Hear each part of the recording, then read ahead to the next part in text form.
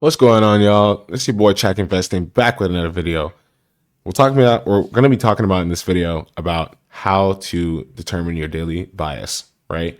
And this is a weekly series that we do where each week I'm showing you, based on the past week's price action, each day how you could have determined your daily bias.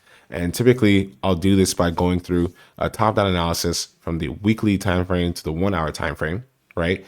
So that when you're trading your intraday scalps on a 5 minute, on a 1 minute, on a 15 minute, you need to be doing back testing and analysis on what's happening on a higher time frame, because higher time frames what trump lower time frames. That's correct, right? And so let's get into the video. I don't want to waste too much time here, but essentially this will help you, right? Like determine your direction for the day when you want to be trading and where likely are you most likely to get the most profitable moves.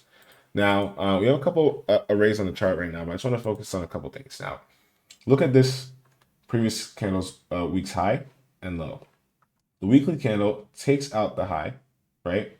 Wicks above this high, comes back around the constant encroachment of this wick, taps that, and then reverts lower.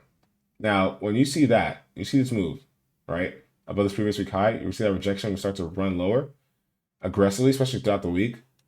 My next target is going to be this candle's low, because this is what you call, reversal profile on a candle, right? Where this previous candle is taking out the previous candle's high and low, right? When you see a wick above this candle's high like that, it's likely to take out this low. Because look over here as well, right? This December 16th high.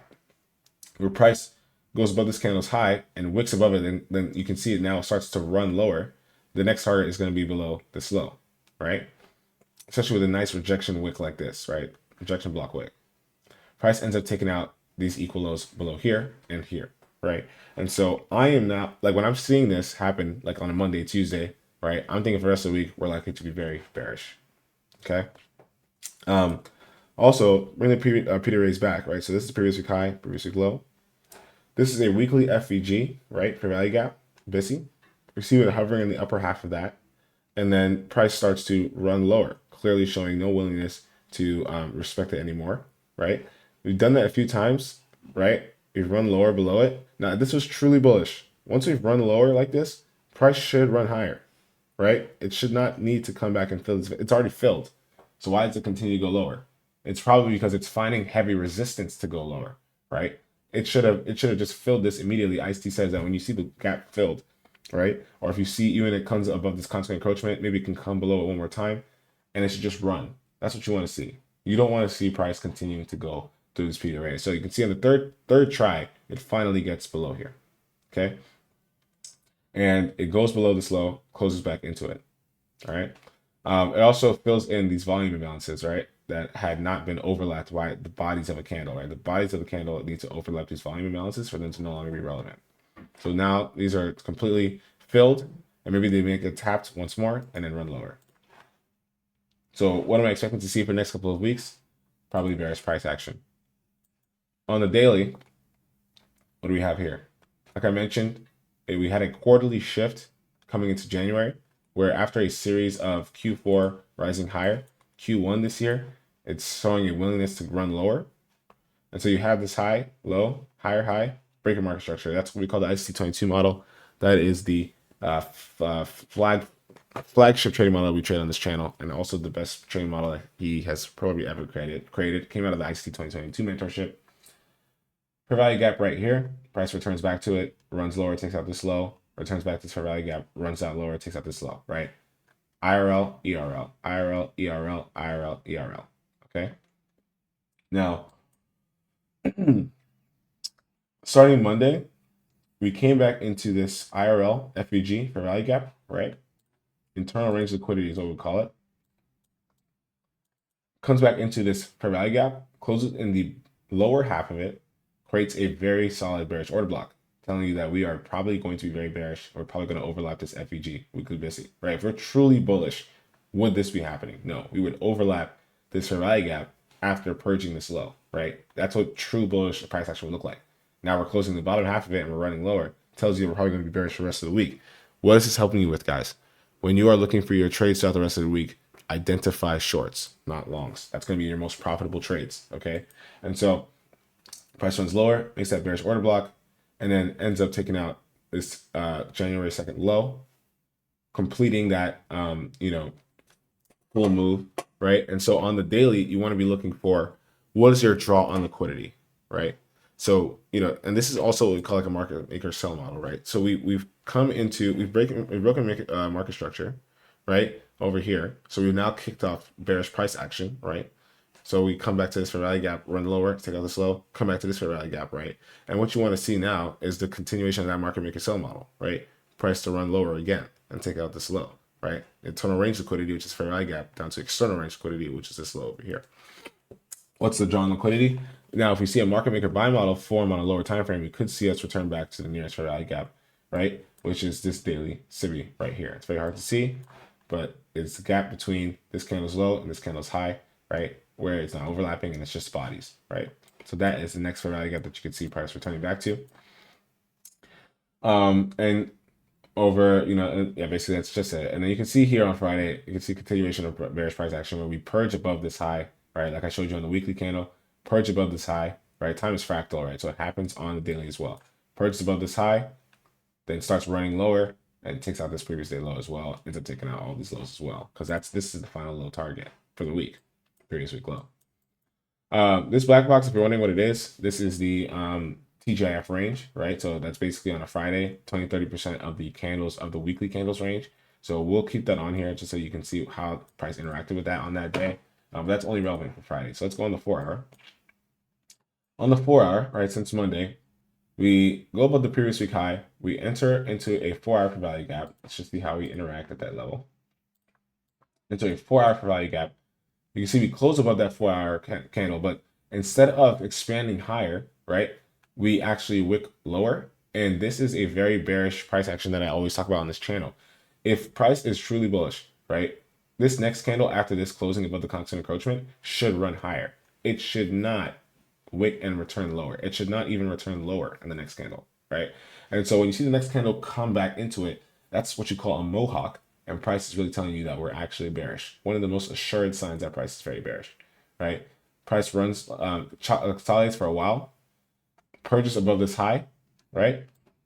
So you have accumulation for a while overnight on Monday, purges above this high, runs lower in the AM session. Why? Because we didn't move too much overnight, so AM can expand, returns back to this 4 hour value gap. But because we are kicking off what we call the market maker sell model, right? Now that we come back into this fair value gap, right?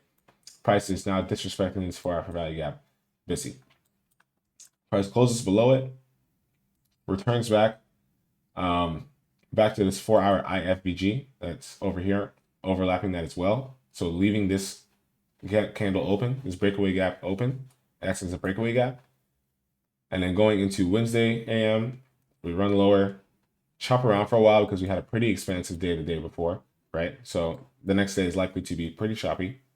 We have this large wick that forms in the AM session, and you can see how we struggle to get through that wick until about Friday, right? So Thursday was just Thursday price action. I mean, Thursday was Jimmy Carter's President's Day because he died, so it's an honorarium day for him. So we didn't see much price action on that day as well. But it didn't take until Friday for price to expand past this wick, take out this low, and this low over here, finally at Friday AM, and return back to the TGIF range where we came back into for a moment and then expanded lower, continuing, to be very bearish in price action.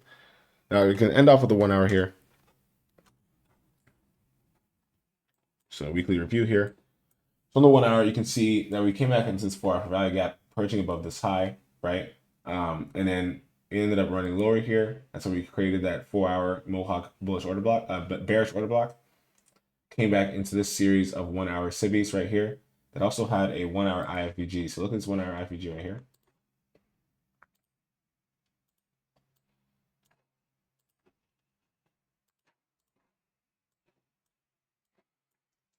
You see price comes back into this 1 hour IFVG that is nested within this 1 hour SIBI. This is what you call a BPR, right? Balanced price range. Price is interacting with it, purges above this high one more time to come back into this 1 hour for value gap over here, and then runs lower going into the AM session for Tuesday. Right, so Monday, pretty lackluster. Tuesday, expansion. Runs lower, just runs lower because we're reacting from that daily SIBI, right?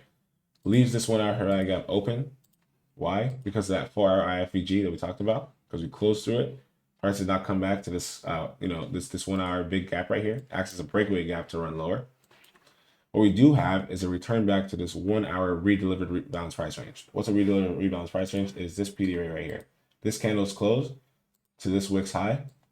It's a redelivered rebalance price range. If you've never learned that before, you learned it now. Make sure that you study it, right?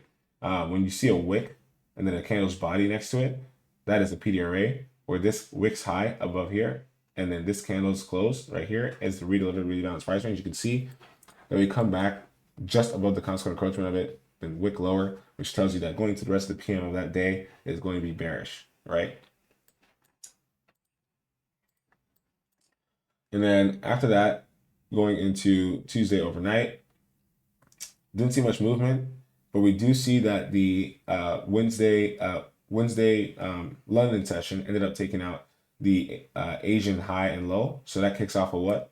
Seek and destroy profile, where price just continues to, chop up and down, taking out higher highs and taking out lower lows throughout the day.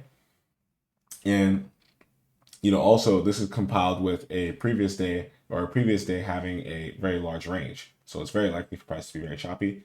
Typically a day, if you're not experienced, or even if you're intermediate, just avoid it. There are cleaner days with cleaner price action, right? Price is in the lower half of the CIBI, runs lower.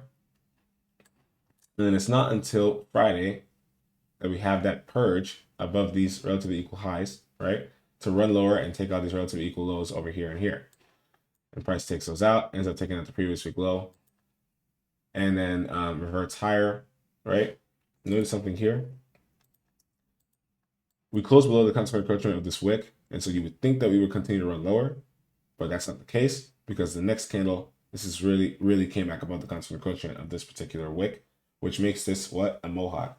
Price closes below it, but then runs higher on the immediate next candle, and goes back to this previous week high, previous low, right? Closes there inside the TGF range and then runs lower again. So this has been a weekly review of the price action. Hopefully this is helpful just to give you an understanding of what's typically happening on these higher time frames, so that when you can develop a bias of what's likely to happen on the next candle, on the hourly or on the 4 hour, you can know what trades to be taken on your 5 minute, 1 minute, 15 minute, right? And if you have any questions, make sure you drop them below in the comment section. Make sure you press the like button, subscribe, and press the notification bell, and join our free Discord below so you can chat with me if you have any questions. See you guys in the next video.